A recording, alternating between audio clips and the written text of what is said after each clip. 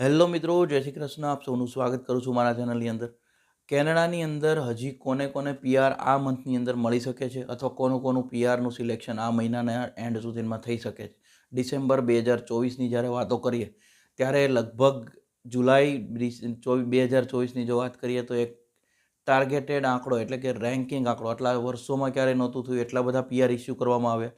ત્યારબાદ continuously downfall આવી રહ્યો છે અને બીજી અને ત્રીજી ડિસેમ્બરે જે લાસ્ટ ડ્રો થઈ ગયા ત્યારબાદ હજી સુધી ફિર પાછો એક બી પીઆરનો ડ્રો આવ્યો નથી. તો હવે આપણે આગળ આજે અપડેટની અંદર જોઈએ કે હવે હું તમને આજે જણાવું કે હવે હજી આ ડિસેમ્બરના એન્ડ સુધી કોનું પીઆર આવી શકે એમ છે અથવા કેટલા આઈટીઆઈ ઇસ્યુ ઇમિગ્રેશન કરી શકે એમ છે.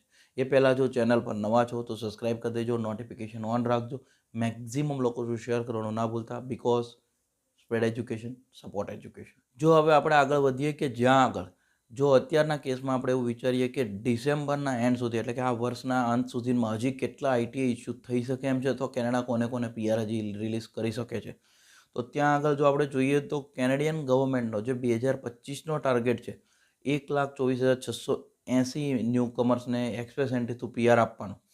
એની સામે અત્યારના કેસની અંદર જો જોઈએ તો જુલાઈથી નવેમ્બર સુધીમાં ખાલી 52,888 આઈટીઆઈ ઇસ્યુ થયા છે.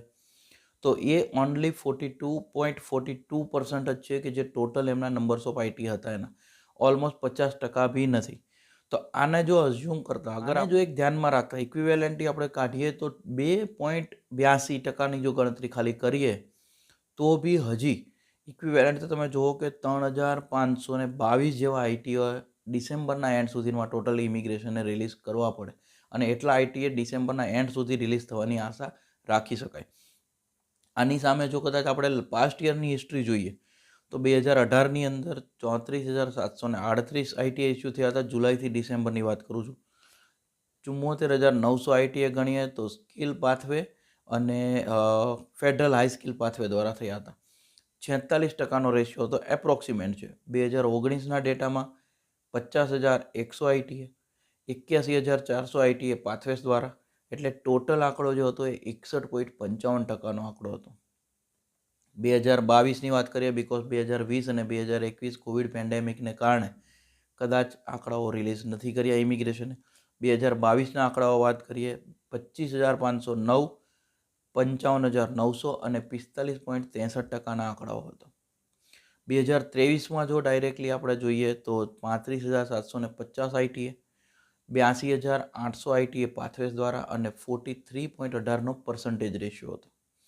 2024ની જો આપણે વાત કરીએ તો 50,718, 1,10,770 પાથવેસ દ્વારા, એટલે ટોટલ આંકડો જે હતો 45.79%નો આંકડો હતો.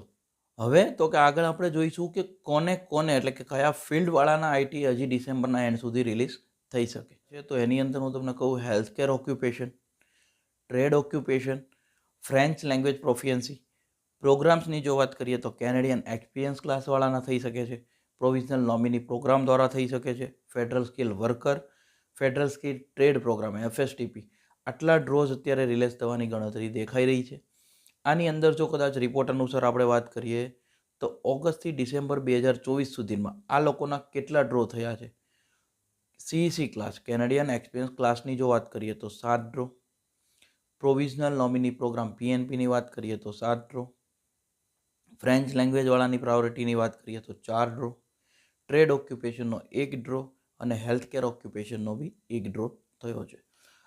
આ આખો જે ડેટા છે આના ઉપરથી તમે પોતે બી જજમેન્ટ લઈ શકો છો કે તમે કયા સ્કિલ પ્રોગ્રામની અંડરમાં આવો છો અને તમારા ચાન્સીસ જો ડિસેમ્બર એન્ડ સુધી પીઆરના છે કે નથી.